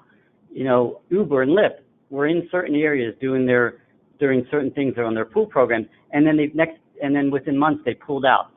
That's the concern we have. If you invest heavily into these programs, but they're not sustainable, we've got to look at that. We've got to look at those risks we're taking. Making money is, I never said that that was the goal, and that is not a measurement. I'm just saying that these programs are still going through a lot of flux and a lot of changes. And again, we've had bike share programs come in areas, pull out. We've had a lot of things with the scooter programs having to be stopped. A lot of cities in Virginia and towns, you know, had to stop them and had to work out a deal to better manage them. So these are all things. These aren't things that we know are going to be around in the current form in 2-3 years from now. So we've got to make wise investments. These are public dollars, and again, you've got to maximize your program. So that's what I said. That's what I was saying about them not making a profit or not making money. So yeah, we keep saying throughout this presentation, we will be glad to sit down with you. We want to do that. We want to have more conversations with you about your grant programs. That is exactly what you. So reach out to us so we can have those conversations. All right. So I think I answered at least all, if not most of those questions, but I want to kind of move on to let Gabe talk about the mobility programs grant program. All right, Gabe, take it away. Thank you, Chris. So Gabe Ortiz, I'm the Northern Virginia Mobility Projects Manager. I'll be talking about the Mobility Programs Grant, and Kathy did a really good job of going over a lot of the particulars and details of the TDM Operating Grant. A lot of those can be applied to the Mobility Programs Grant. There are obviously some distinctions, and we'll for sure cover those. But I won't cover the exact same ground she did, just because I think we got a really good explanation of some of this stuff. But I'll still touch on things, and anything you hear me repeat, it's obviously because we really want to emphasize those things. So just to kick it off, the Mobility Programs Grant is a competitive grant that supports employer outreach, telework, and van pool TDM programs. Chris had mentioned before, it was formerly known as the Transportation Management Project Grant, the TMP Assistance Program Grant. So I think that'll be the last year we say that, because it's a couple of years now we've been calling this Mobility Programs Grant. So who can apply for the grant? The eligible applicants are local state governments, PDCs, planning district commissions, regional commissions, transit service operators, TDM commissions, transportation district commissions, TMAs, and then a new wrinkle for this year is an eligible applicant can be a van pool operator. But I'll just make sure to put a big asterisk there and say that this will be on a case-by-case basis. So if you are a van pool operator out there, I would strongly suggest before you put any pen to paper, you get in touch with us and talk to us a little bit and let us know kind of what your thoughts are on any kind of funding you'll be requesting, any projects you'll be asking for to get funded. So the program goal, we can't stress this enough. You know, everything that you do has to be results outcome focused. As you can kind of tell, we've gone to setting the table, if you will, for you in terms for the grantees. We've kind of established what the goals are for these grants. So really a lot of what we're looking for now is how will you make that goal come to fruition? How are you going to make that goal? How are you going to achieve that goal? So that's what we'll be looking for. We'll be looking, essentially we gave you the goal. Really now we're looking for the outcomes and the results. And so again, just to go over a slight difference between the two main grants that we have, the mobility grants primarily focus on the three programs I have listed here: employer outreach, telework, van pools. So just to read off from exactly what you'll see in the guidance, each project funded has applicants must demonstrate that their program and project will achieve measurable congestion mitigation by reducing single occupancy vehicle trips and eliminating SOV trips, and then shifting them again to these eligible projects through employer outreach, carpool, vanpool, transit, and telework. So those are the actual modes. So keep that in mind. We just going to keep stressing that, and really that's how we're viewing every application. How is it going to achieve the goal for this grant? That's the key. So anything you're proposing or thinking of, make sure you have that in mind. We have a lot of programs or commuter assistance programs that have been around for a while and that have had the same projects in and out every year, good projects, but these projects might need to be, taken back to the drawing board to see how they fit within these goals. So if you're a grantee that has been applying with us for a while, and you have some projects that year in and year out you've been requesting funding for, now it's time to look at these a little differently and say, okay, well, is this, we know this is a good project, but is it meeting the goal of this grant? Is it meeting the goal that's been established for us for this grant? So I'll leave you with that. The other day, a contractor made a really good kind of comparison metaphor. We were talking about a current project that we were working on with them, and they asked of us, what's our touchdown? What are we going to consider our touchdown? And I thought, being a football fan, that instantly got my attention. But the point they were getting at is, how do we know what success is? In football, what success is. It's a touchdown. It's 6 points. Then you kick an extra point. You got to cross the goal line, blah, blah, blah. So that's what we need to kind of think about when we're doing these projects and programs. What, at the end of the day, what is success? What is our touchdown? So I just wanted to throw that out there. That's always helpful for me, and it's a good metaphor, especially for this time of year. All right, so again, the major components of the mobility programs grant will be employer outreach. I've listed here really kind of vague, well, not vaguely, but I've listed here some of the outcomes that we expect from each one of these components that you'll be applying for if you apply for this grant. They're all pretty simple and straightforward. I urge you, though, to go to the guidance. There's a lot more information on these. But for employer outreach, pretty simple enough. Increase the number, and that should say employers offering commuter benefits, increase the number of employees using transit, carpool, and vanpool. Telework, simple enough again. Increase the number of employers in your jurisdiction or service area that are offering telework programs, and increase the number of teleworkers. Vanpools, again, pretty straightforward. Do vanpools, increase ridership. We do have provide assistance here. We obviously know that, that kind of leans more towards that van save kind of component. And then collect data. And by collect data, that primarily kind of, and Chris, jump in if you want to add to this, but kind of leans more towards the work that Vanpool Alliance is doing with the National Transit Database. We will for sure have conversations with anybody applying for Vanpool funding to talk a little bit about any coordination that can be done with Vanpool Alliance in that respect. And so one thing I'll end this with is each one of these, if you're applying for this grant, these programs projects should have separate applications. So if you want funding for employer outreach and telework, that would be 2 applications there. For us, that just Chris had mentioned in terms of tracking the funding or in tracking the results. When you have that one project, one funding source, it makes life a lot easier for everybody. Okay, so next slide, please. Grant match requirements. We've gone through this before, and we've gone through this in this presentation. I'll touch on it again real quickly because I know we have a few new organizations joining us today. But 80% of your expenses will be paid for by the state, and then the 20% will be a local cash match. The cash match can't be federal funds, can't be other state funds, and no in-kind contributions are allowed. So with application requirements, make sure that in the Olga app, as Kathy had stated, it's more of a general app, but we do want you to put a lot of thought and time into the budget part of that, and also make use of the milestone section to the best of your ability. I know it's not the most intuitive kind of module that we have there, but it definitely can serve its purpose. I like how Kathy had mentioned, make sure you put any significant operational events or initiatives that you're doing.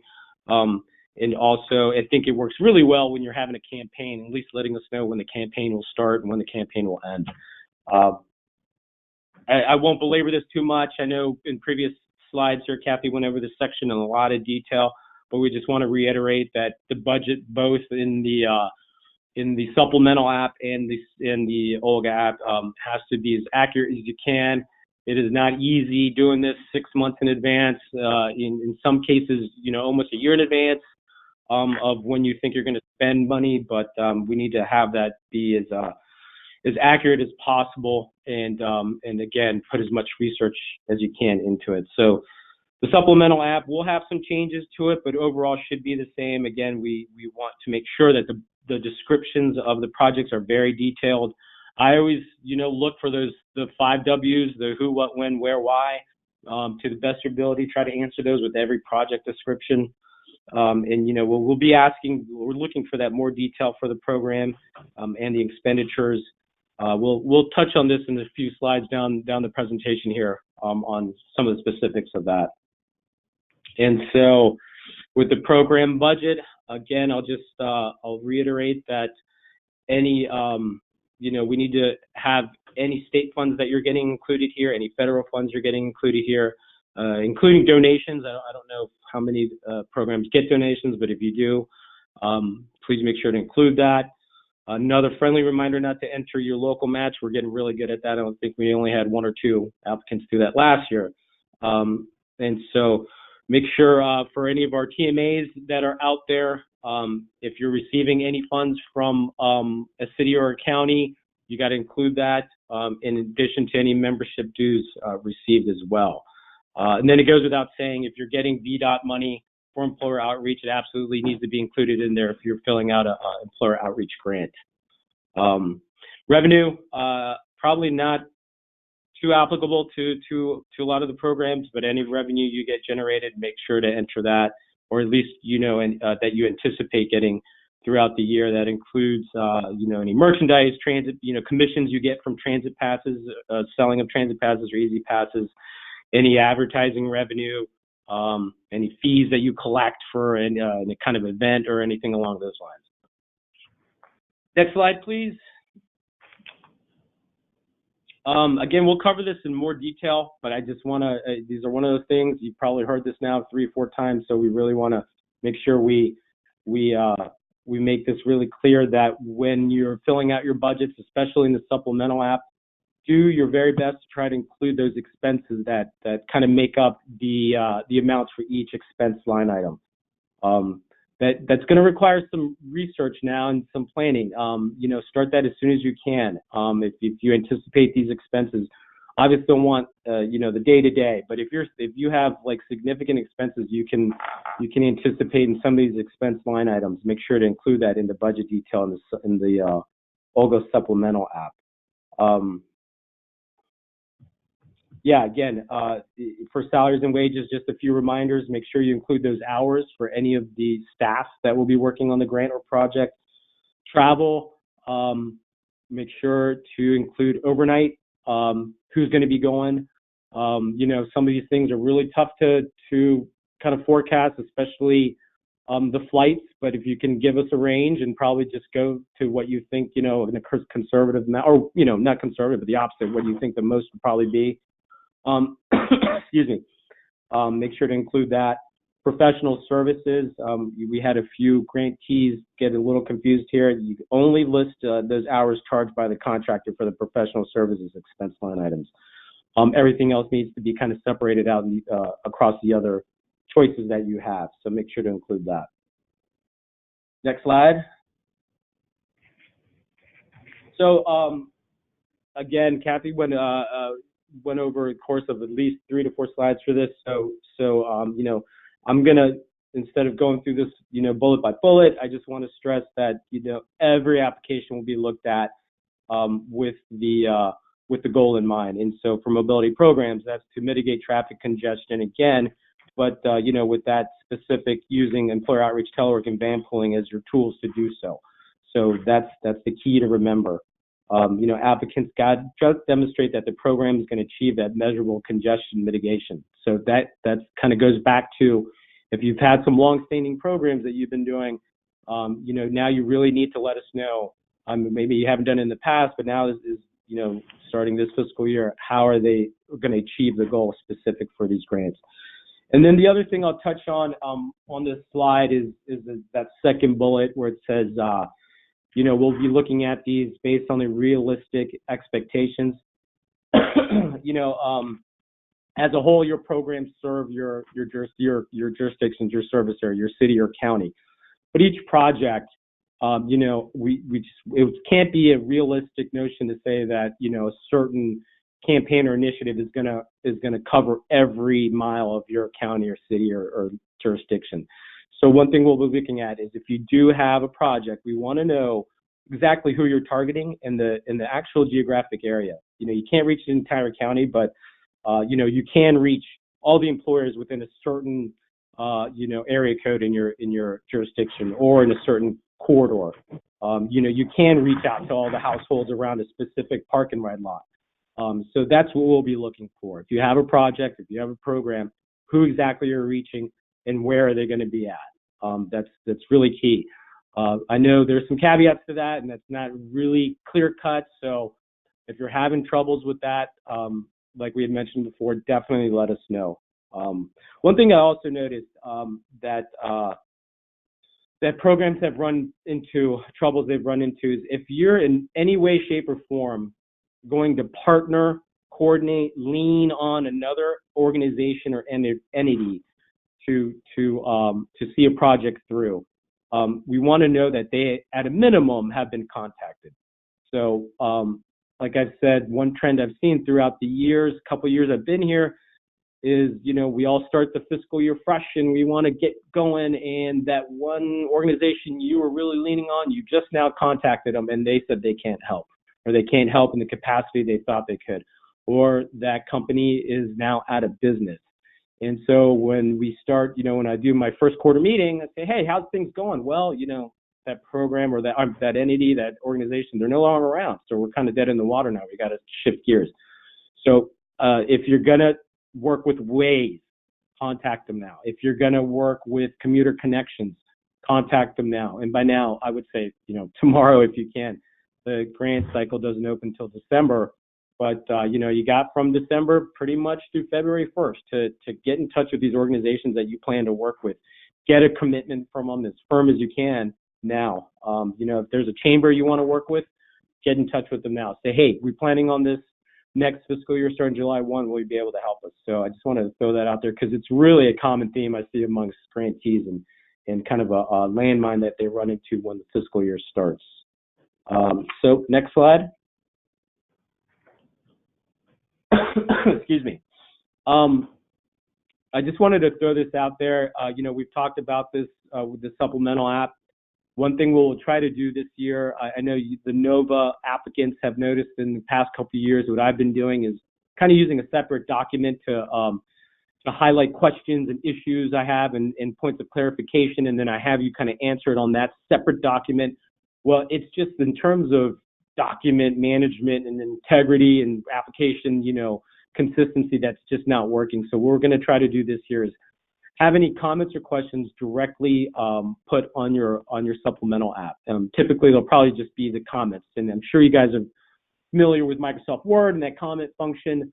And so if you're not familiar with that, if you're not comfortable with that, if you're not familiar with the track change options, let's talk about that now, because I think that's going to be the route we go. And what we want to do is just work off that one document. So when we finally have everything kind of squared away, you all have answered questions, you've all clarified this, you've made changes here or there, then, if you're familiar with the track changes at the end, we're just going to hit accept all changes and we're done. And we have ourselves a nice clean application with the history of the changes that will be made. So that's why it's going to be really vital that you all send your application. A few of you love your PDF. That's great. I love PDF too, but please send those documents over in Microsoft Word so we can have that ability to edit them and to comment on them. So I just want to make that really clear. One last thing I'll leave you with, a couple questions to ask yourself with every project you do, with every grant you do. Are we going to achieve the goals set for us in this grant? And so that's why it's critical to know the grant's goal. Pretty simple. We've gone over it a bunch. Has success for the project been identified? That's pretty simple enough. Remember, what's your touchdown? At the end of the day, come June 30th, was this a success or not? And do we clearly know that? Is there something that points to that? And that's that last bullet. How do you determine success? So those are kind of the three things we'll be looking at with every request for money that we see, so keep that in mind as well. And I think that's it for me, Chris. Okay. All right. Thanks, Gabe. Before we step into the questions, so I just want to touch on one of the things Gabe mentioned. So if you are currently working with Waze or are considering working with Waze in the upcoming year, before you reach out to them, contact one of us. So, because DRPT is working on a plan with Waze to get their information. And so the concern in working with Waze is that, if you are kind of guiding your customers over to Waze and use Waze for carpooling, how do we know the results?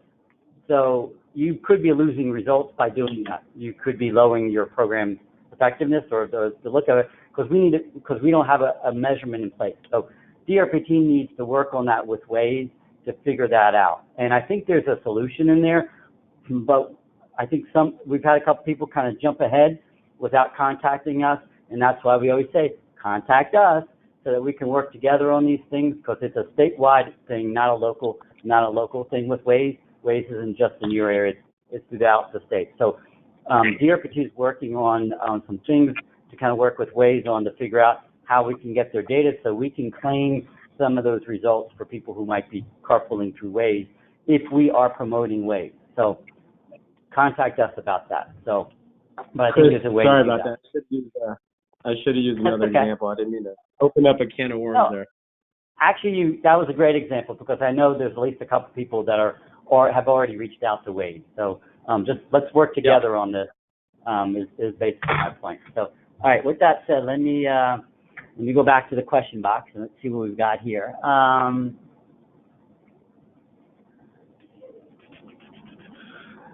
Okay.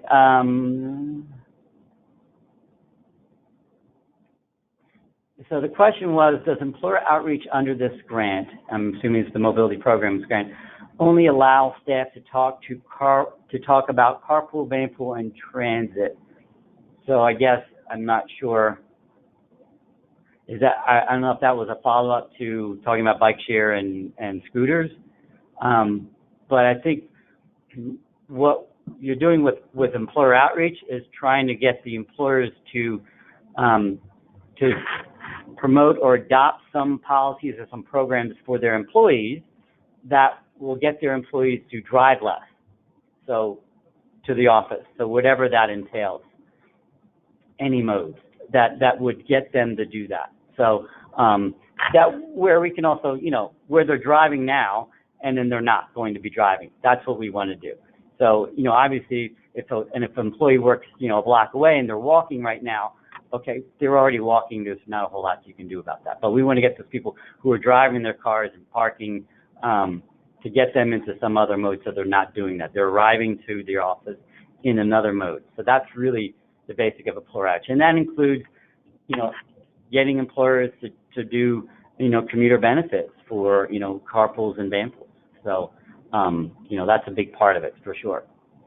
So this question that I gave, following up on your comment about the supplemental application being in a Word document form and not a PDF.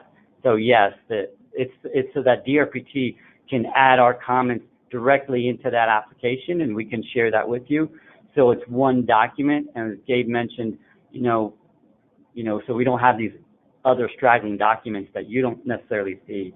And it's a way for us to then incorporate any changes that we've made into the application so we can put any of those changes into the project agreement.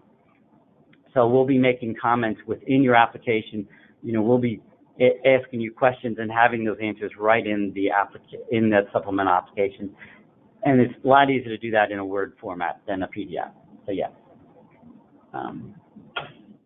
All right, I think that was it for those. Again, you've got some more opportunities to ask some questions. But we have a few more things to discuss, and then we can kind of go back and open up to more questions. So just a little bit of guidance on doing these things. Yes, trip reduction is the result. I mean, this is a results-oriented program.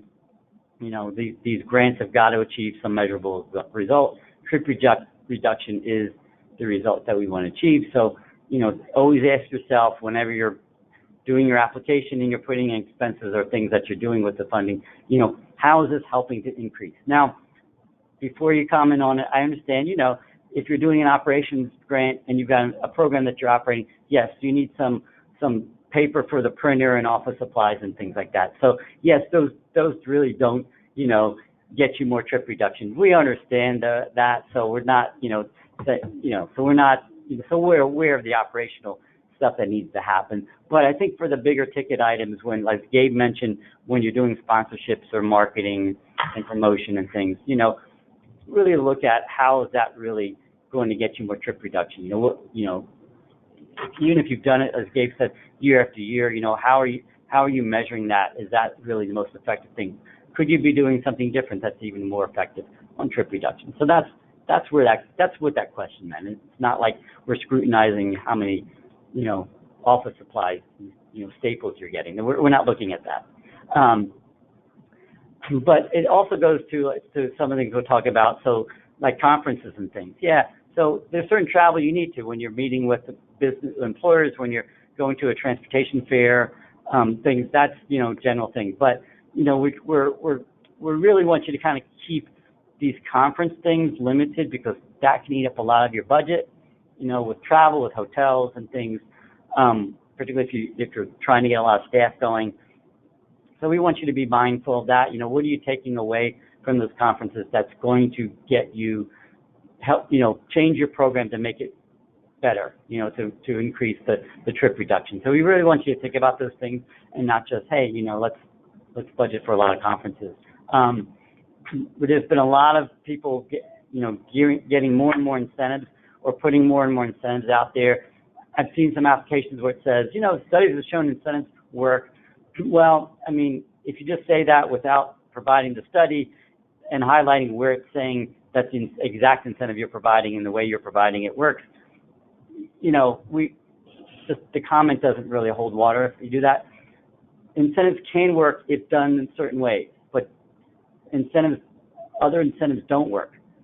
So that's kind of where we are, you know, looking at incentives. And it's becoming a bigger part of things. So again, particularly as Kathy mentioned, if you're doing those incentives that is essentially equal to a cash, like a gift card or something, we really have to be careful about that, because giving public dollars out as cash could really have a, you know, and the public could really respond in a negative way to that. So we really got to be showing that these really work. Also, there are some incentive programs out there. We want you to use those incentive programs out there. The Commonwealth is paying for those incentive programs too. If we're adding new incentive programs that compete with existing programs, we're not going to be as effective. So that's kind of where what that first or that second bullet point is about. You know, we just want people to kind of rethink and not just go, well, we've always done this, this is what we're going to do. Really think, as Gabe and Kathy both mentioned, how is this getting you more trip reduction? How is this being, you know, the best use of these funds? So again, if every single expense had your name on it out in the public, you know, in the media, you know, what would the public reactions be? What would your bosses, your board, your elected officials, you know, how would that reaction be? You know, again, not to scare people, but we've got to be mindful these are public dollars, and we need to be using them in a way where the public is perceiving that they are getting a benefit. So that's what that is. Training comes up a lot. So far, we have not seen a better training program than the Commuter Choice Certificate Program, which Qatar operates through the University of South Florida. A few of you are going through it or have gone through it. As far as training goes, I like ACT. ACT gets you some good information through these conferences, but they don't always offer real training.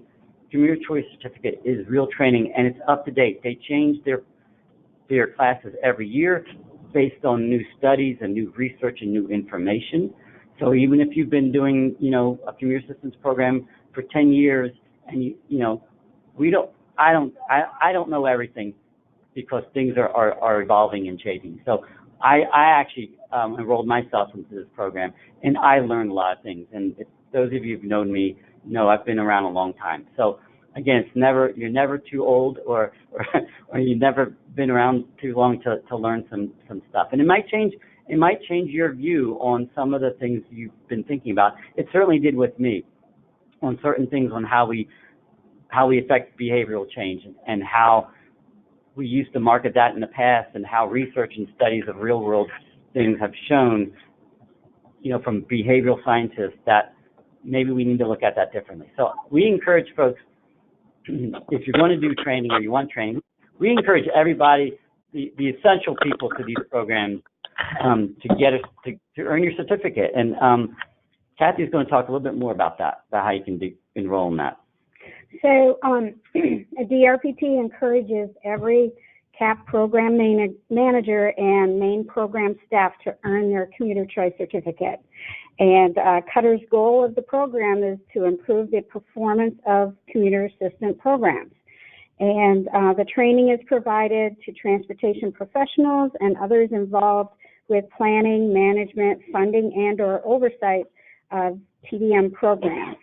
Out-of-state registrants pay a single fee of $250. So if you are interested in taking the course, add that $250 to your education and training. And the course actually starts beginning February 6th. So I'm going to be signing up for it. I've been doing TDM for over 30 years. But I'm going to sign up for it and work through it this year. And I know there's a few that had put it in their FY20 grant, so they have already started taking it. Also with Cutter, if you are new to TDM and have not signed up for the listserv, it's a great opportunity to ask questions of your colleagues from all over the country, Canada, Europe. Ask them questions about a program. If you just have a question about Vanpool programs, ACT actually has a Vanpool committee, I believe it's called. So it's a great opportunity. The listserv is free to sign up. You do not have to be a member of ACT. And again, it's just another opportunity. If you're thinking of a program, throw it out there and see if anyone's done it, and find out what their, pluses or minuses, what they learned of the program. Just a great opportunity for that.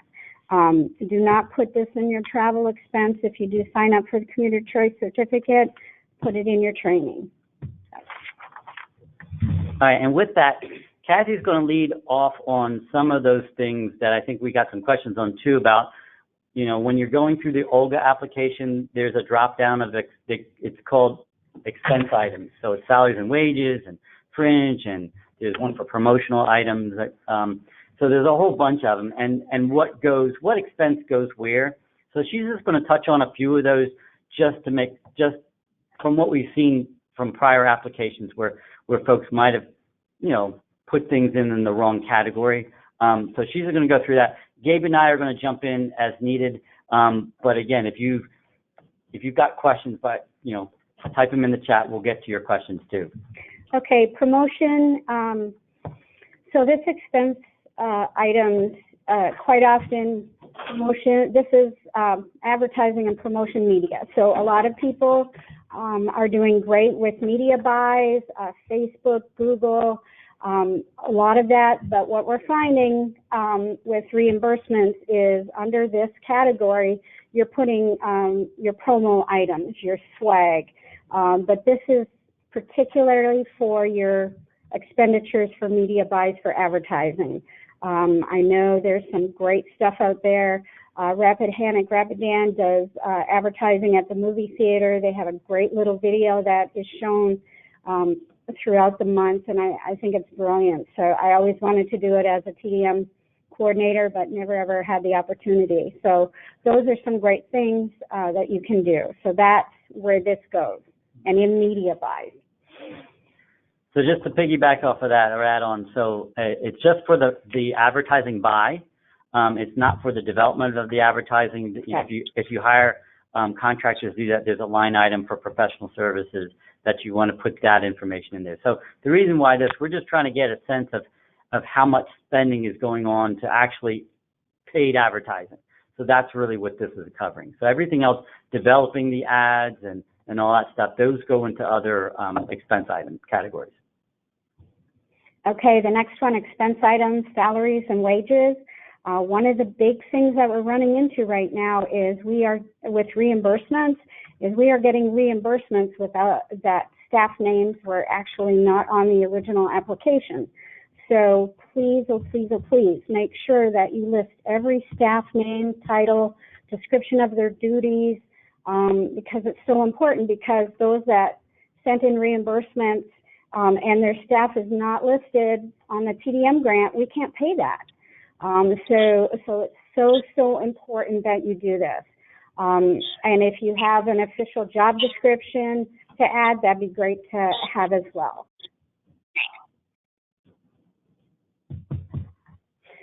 Travel, this is the biggest one that we have that gets confusing.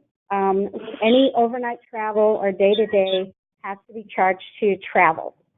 Okay, this includes workshops, but we want you to include the names and location of workshops, similar travel. We do need, if you're doing mileage, we need to have maps of where you travel to. Some of the programs do park and ride inventory. We need a map of where you went that whole day. If you do it every quarter, do one map and just keep a copy of it for the next time you submit a reimbursement. We do want you to know that conference registration does not go under travel. All DRPT grant recipients, whether state or federal funding, are required to follow the Commonwealth of Virginia's travel requirements. And Commonwealth uses USGSA rates for lodging and meals and incidentals, and for the IRS mileage rate. Overnight travel is required. We do require you to do a pre-check approval from DRPT, and we'll ask you some questions before we approve it. But it's so important that you know that we do follow GSA rates. Anything else? Okay, promo items, swag. This has been put in a number of different areas. So this should go under promotional items. And again, remember the value of $5 or less, and total promotional item expenses must not exceed 5% of your total program expenses minus your salaries, wages, fringe, and indirect costs. And we need an explanation of how, when, and where, what purpose of or event they'll be used at. A lot of you are really, really good about that on your applications. That's it from me. All right. So let me just jump in, take a look at the questions, see if we got any more. The question was, what does day-to-day mean in travel expense context? So what we're trying to say there is that if you're through your employer outreach program, you're traveling to meet with employers or employees, to discuss, a transit benefit program, or doing a fair to try to get the employees out of their cars. That's day-to-day. So that's the regular operations of stuff. So I think that's what we were saying under the travel. Let me just double check where that was. Did you put that in your thing? Yeah. So we just want to distinguish between that and something like a conference, which is, or a workshop where you've got an overnight stay. Okay. All right.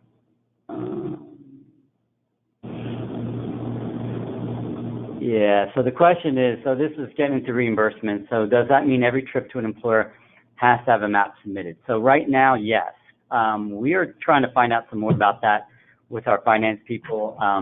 So the reason for that is, and this is just the rules that we follow too, is that it documents you can put on the form, and we actually have a travel reimbursement form that we can give you if your agencies don't have one. But you're going to put, I don't know, 20 miles to this place for this reason to do this, and then you're going to do the mileage calculation based on the IRS if you're going to get reimbursed for miles. And so what we've had to do at DRPT was the finance people, the accounting people needed something that showed, well, how did you come up with that 20 miles? So show me the route, and that's from these, Google Maps or whatever trip finder you use. And so yes, they've got to be submitted. Also, it shows the route you've taken. So we've had instances where people have said, well, I took a toll road, here's my toll. But then when they sent the map showed a different route that didn't have any tolls. So they've got to match up. And then a word about tolls is that, particularly when they're high up in Northern Virginia, I would probably recommend not doing tolls because you've got to submit some type of receipt for those tolls. If you got an Easy Pass, you can, there's a way to go online and get a printout of your Easy Pass stuff, but it just adds to the headache. So if you're really in a bind and you're really left, for your meeting and it's really, you're left in a tight deadline and something happened, on the main lines and there's an accident and they're just stuck, and you feel you need to use the toll road, that's great, that's fine. But as a general course of just, I always use the toll road, I would avoid that. I mean, and again, I'm not telling you anything that we're not doing here as staff at DRPT. So, yeah. Question here, Chris. Unmanned. So the question was, what about unmanned tolls where you can't ask for a receipt? So if you're using it, so for the ones that you're using Easy Pass, you could still go into your account. But some of them are like those 35-cent cash tolls, where there may not be in some places in Virginia there isn't it's cash. So if it's a small one, that's probably not going to be a big deal. You just have to note it, make sure your route shows that there's a toll on it. But our accounting people and our auditors are all about receipts. So if you do something where you can get a receipt, that's a lot better than having an expense where you don't have a receipt. So that's that happens enough daily too. All right, still time for folks to submit some more questions, but I'm going to kind of wrap things up. So a little guidance for marketing stuff. So we certainly want you to promote Tri-Transit Week and Bike to Work Week in your TDM operating grant. We'll limit, there's benefits of that because, DRPT actually develops a lot of the marketing materials for those types of because we do it statewide. So that can save you guys some money where we can provide you those materials. Sometimes we've even printed them out for folks. Sometimes we've just provided the artwork so that you can print them out, as many as you need. So it helps. It's also good to kind of coordinate these events and be kind of a team on partnerships on these big statewide things. We actually do the way we do our marketing materials. We actually provide an opportunity for co-branding. So if you can see on the slide, there was a Tri-Transit Week kind of brochure or a rack card. You can see down at the bottom, we co-branded with the Traffic's Community Assistance Program out there in Hampton Roads. We've done that for a bunch of different programs on for different promotions. We've got websites too, so you can get the advantage of using those websites for more information for Tri-Transit and also Bike to Work. Now, one thing I will caution here is for Tri-Transit Week, we have, if you worked on this for a while, that we at DRPT do a statewide contest to select a winner during Tri-Transit Week. So we actually have our Tri-Transit website we want people to go to, and they fill out a pledge form, similar for the Northern Virginia folks if you do Car Free Day.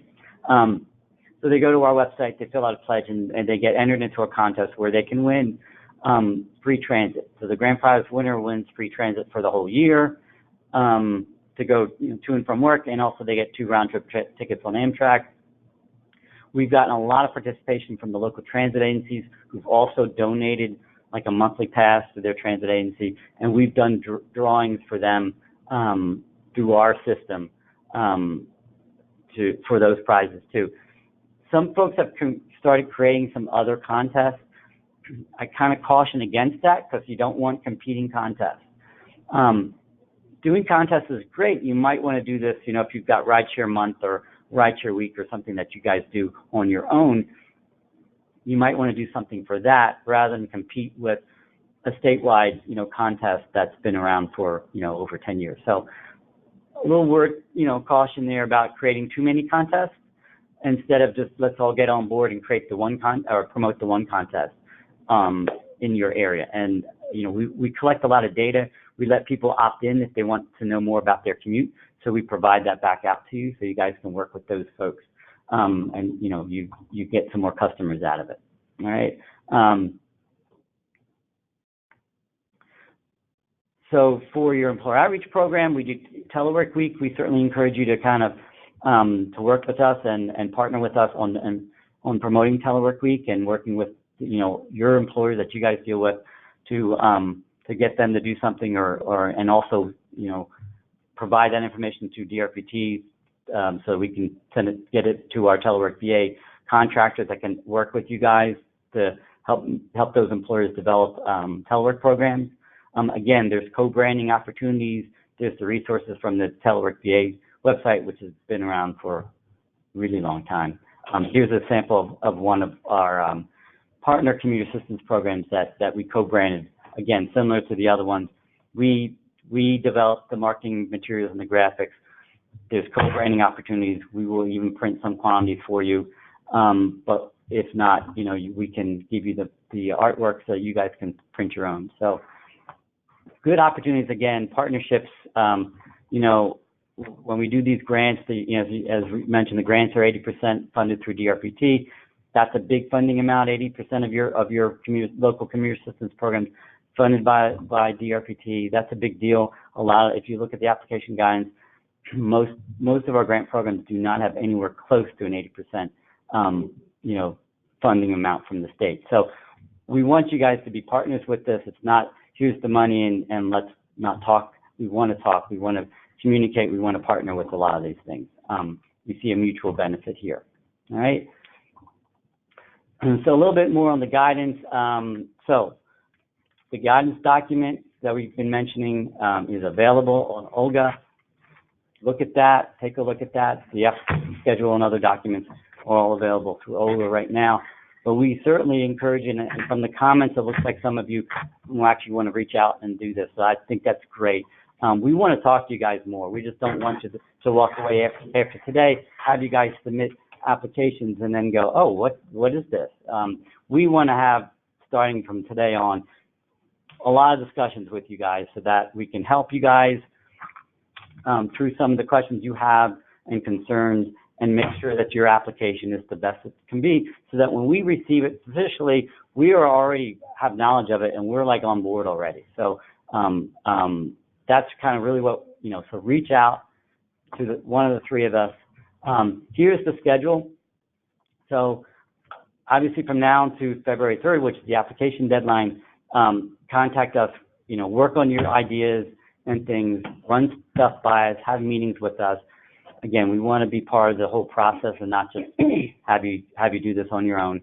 The application, start of the application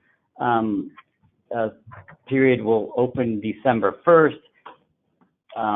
I think that's a weekend day, but it's still going to open that day. So if you feel like working on a weekend, you can start early. And it runs through February 3rd, which I believe is the first business day in February. So we don't like it to end on a weekend because we want to have it end on the day where we're here.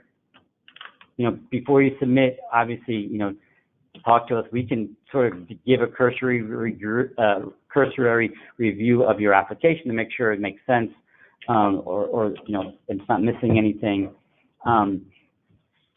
But but after February 3rd, we have a really short timeline on reviewing all these applications, and it's a dual review, so it's not just one person reviewing and making recommendations. So Gabe and Kathy are the first line of reviewers for all these applications.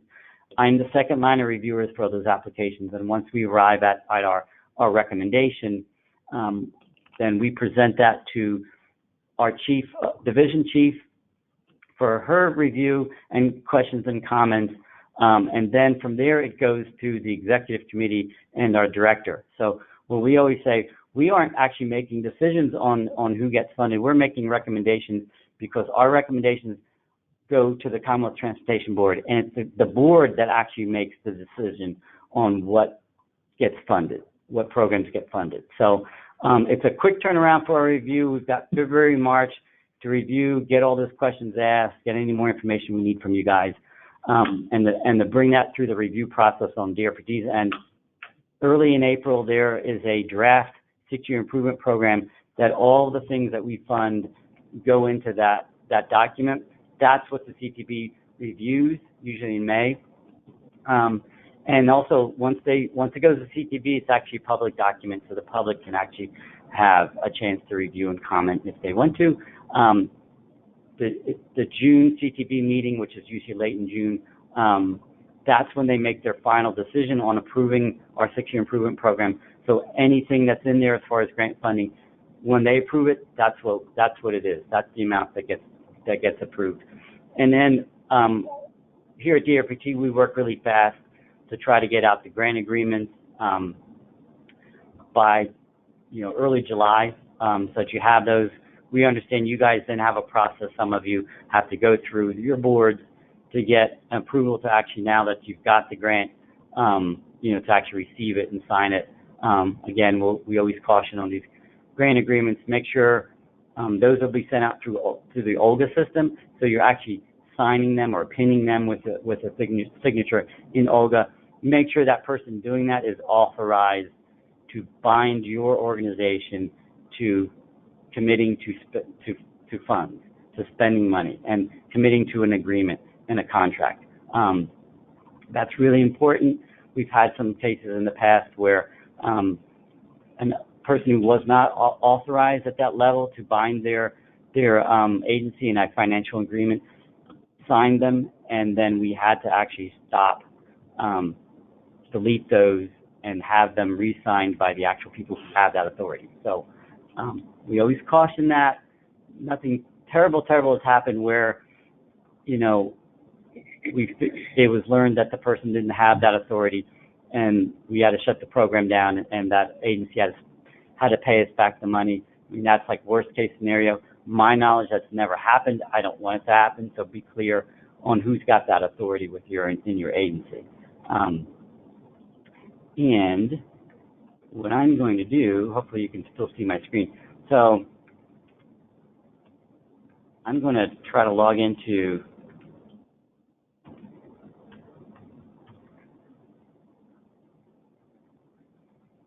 let's see if this lets me log in. So I'm just trying to log into Olga to kind of give you just to let you look at the Olga part of the application process. And it worked. All right. So when you log in, or whoever does your application submits them in Olga, this is what you see when you log in. So obviously you want to go to grant applications. And under grant applications, there's a bunch of different ones. You want the public transportation and TDM applications. And then what you'll see is guidance along the side telling you when they open. And then this is from last year, so obviously the opening date hasn't been set. You could see the date was from December from last year. But this will then show you, the opening date, and then you can click on the one you want, TDM Operating Mobility Programs. I'm actually going to go back because I have some ones that I've sort of started to work on.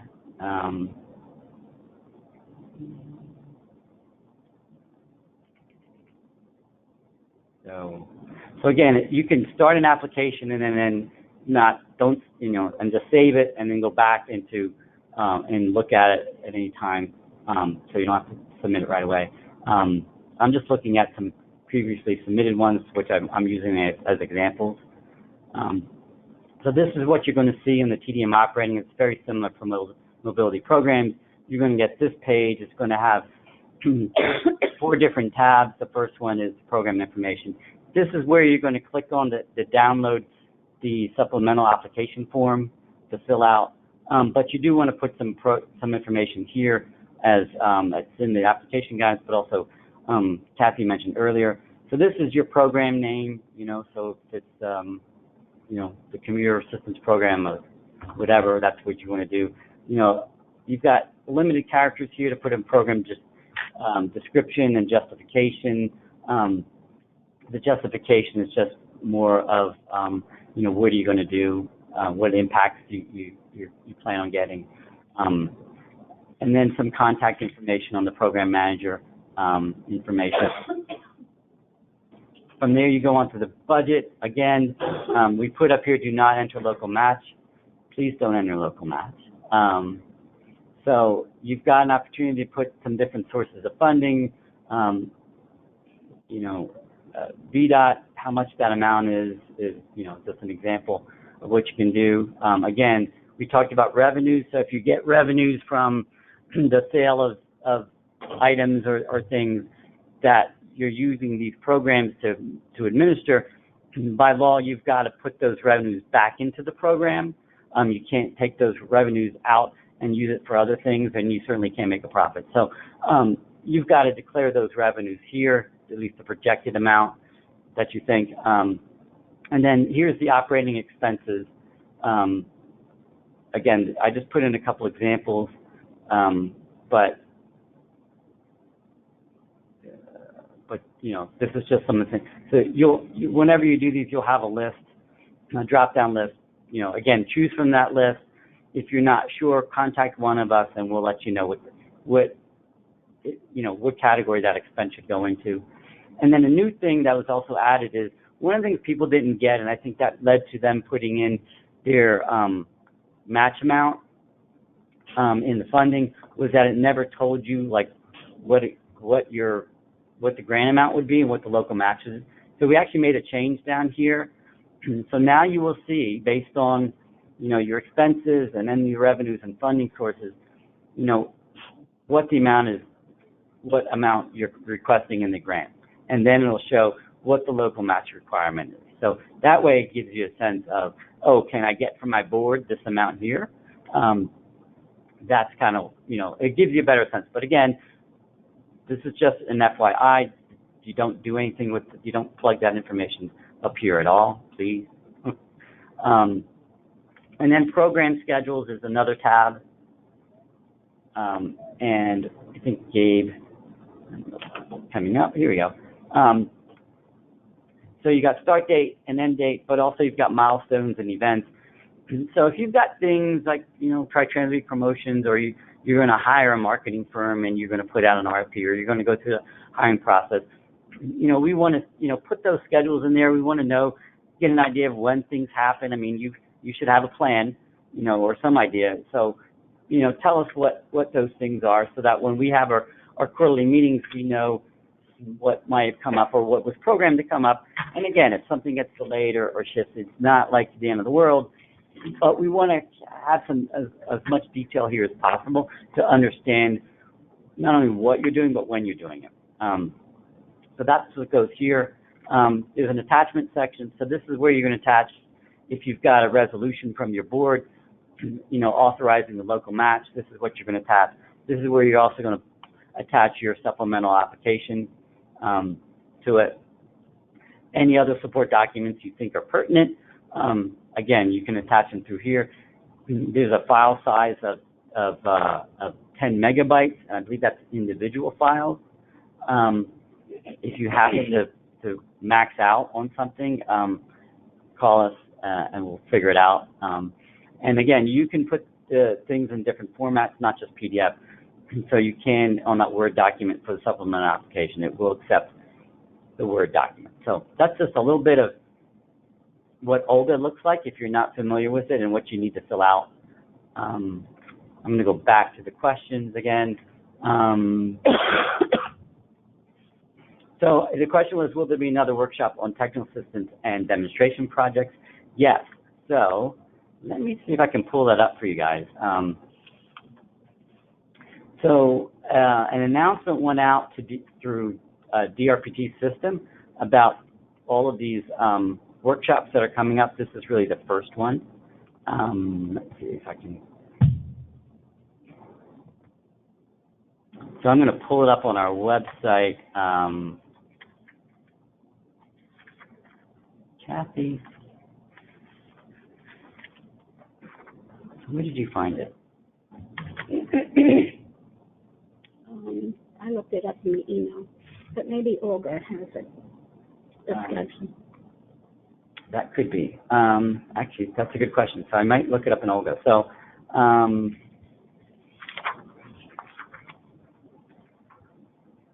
I'm just kind of trying to show you where you can get this. So again, news and information is where a lot of this stuff is. Uh-oh. That's not good. Maybe that's where they're still logged in. Well, you know, and this has happened sometimes. You get some. So I'm using Olga in a test environment. I'm not using it in the live environment. And that could be why Olga is giving me some problems. So let's see if I go to the live environment. Here we go. So that comes up. So this is where our grant application guidance document is. Application schedule, documentation.